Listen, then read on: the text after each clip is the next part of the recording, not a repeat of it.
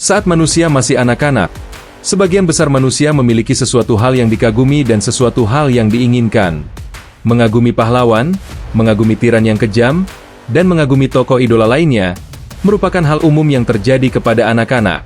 Kekaguman anak-anak terhadap tokoh idolanya tersebut, bahkan membuat mereka memiliki keinginan untuk menjadi seperti tokoh idolanya. Namun seiring berjalannya waktu, anak-anak yang semakin bertumbuh, perlahan-lahan mulai melupakan tokoh panutannya tersebut. Minoru Kageno, seorang pemuda yang mengagumi idolanya saat masih anak-anak, juga memiliki keinginan untuk menjadi sosok seperti idolanya. Beda dengan anak-anak lainnya, idola yang dikaguminya bukanlah tokoh idola pada umumnya, dikenal semua orang dan diakui banyak orang, melainkan tokoh di balik layar. Dalang di balik semuanya, peran yang memainkan keseluruhan cerita, yang dia sebut dengan penguasa bayangan. Berbeda juga dengan anak-anak lainnya, keinginan Minoru bukanlah keinginan sesaat, melainkan keinginan yang semakin lama semakin kuat dan terus membara dalam dirinya. Demi mendapatkan kekuatan, Minoru mempelajari semua yang dibutuhkan dan menjalani latihan yang sangat keras untuk menjadi lebih kuat.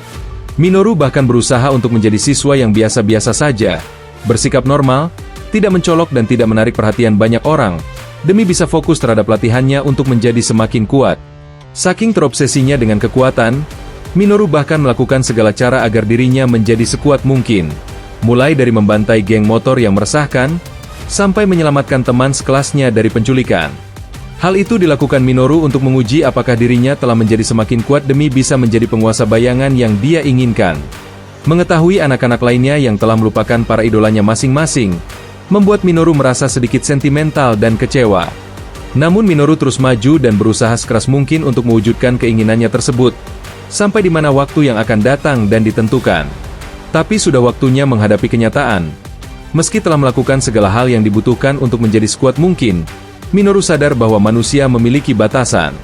Mengetahui manusia memiliki batasan, Minoru tetap terus berusaha untuk melawan batasan tersebut. Sampai di mana dia mengetahui ada sebuah kemampuan yang dapat membuat manusia menjadi tidak terkalahkan, yang disebut dengan sihir.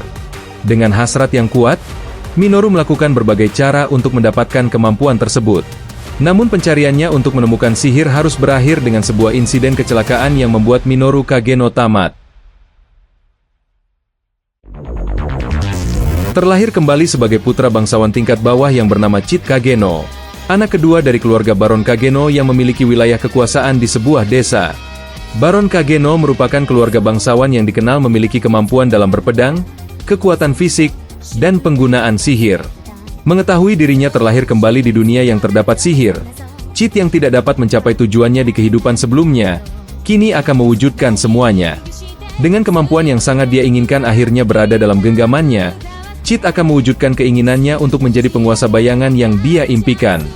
Sama seperti di kehidupan sebelumnya, Chit menjalani hidup biasa-biasa saja, bersikap normal, tidak mencolok dan tidak menarik perhatian banyak orang, demi tujuannya untuk menjadi penguasa di balik bayangan. Chit bahkan berpura-pura menjadi lemah agar dirinya tidak menjadi penerus di keluarga bangsawan Baron Kageno. Saat dirinya menjarah harta dari bandit yang dikalahkannya, Chit menemukan sebuah makhluk misterius. Menganggap makhluk misterius tersebut berguna, Chit membawanya dengan maksud untuk melakukan percobaan eksperimen terhadap makhluk misterius tersebut. Setelah melakukan beberapa percobaan eksperimen, makhluk misterius tersebut berubah menjadi gadis elf yang membuat Chit heran. Karena sudah terlanjur merubah gumpalan daging tersebut menjadi normal kembali, Chit dengan ide dan rencananya, memainkan perannya sebagai penguasa bayangan. Dengan asal bicara, Chit memberitahu bahwa gadis elf tersebut sudah bebas dari kutukan iblis Diablos. Kutukan iblis tersebut diberikan kepada orang yang memiliki garis keturunan dari 3 pahlawan yang pernah mengalahkan iblis Diablos. Penyebab gadis elf tersebut terkena kutukan, serta dalang dibalik itu semua, merupakan rencana dari kultus Diablos yang ingin membangkitkan kembali iblis Diablos. Chit juga memberitahu bahwa dirinya memiliki misi untuk mencegah rencana dari kultus Diablos di balik bayangan. Setelah membuat alur cerita yang rumit dengan asal jeplak, Chit mengenalkan dirinya. Dia adalah Shadow, bersembunyi di balik bayangan, bergerak dalam bayangan, dan memburu bayangan. Chit kemudian membentuk sebuah organisasi bernama Shadow Garden, serta memberikan nama Alpha kepada gadis elf tersebut. Namun menjalani hidup menjadi orang biasa untuk menyembunyikan identitasnya sebagai Shadow tidaklah mudah bagi Chit. Alih-alih menjadi karakter figuran, Chit malah masuk ke dalam rute protagonis komedi romantis. Cerita karangan asal jeplaknya tentang kultus Diablos yang ingin membangkitkan kembali iblis Diablos. Ternyata benar ada dan kejadian. Kehidupannya sebagai Shadow bahkan membuat beberapa wanita terobsesi kepada dirinya. Mulai dari anggota Shadow Garden, penyihir bencana, serta beberapa wanita yang ingin melenyapkan dirinya. Apakah Chit mampu menjalani kehidupannya untuk menjadi karakter figuran demi tujuannya untuk menjadi penguasa di balik bayangan? Atau justru kehidupannya menjadi karakter figuran malah membuat Chit mengalami banyak masalah yang rumit dan merepotkan? Mampukah Chit tetap menyembunyikan identitasnya sebagai Shadow serta mencegah rencana dari kultus Diablos yang ingin membangkitkan kembali iblis Diablos? Atau justru identitasnya sebagai Shadow terbongkar serta iblis Diablos berhasil dibangkitkan kembali oleh kultus Diablos? Anime yang dimana karakter utamanya memiliki sindrom Chuni Bio ini berjudul Kage no Jitsuryokusha ni Naritakute. Rilis pada 5 Oktober 2022 dengan total 20 episode.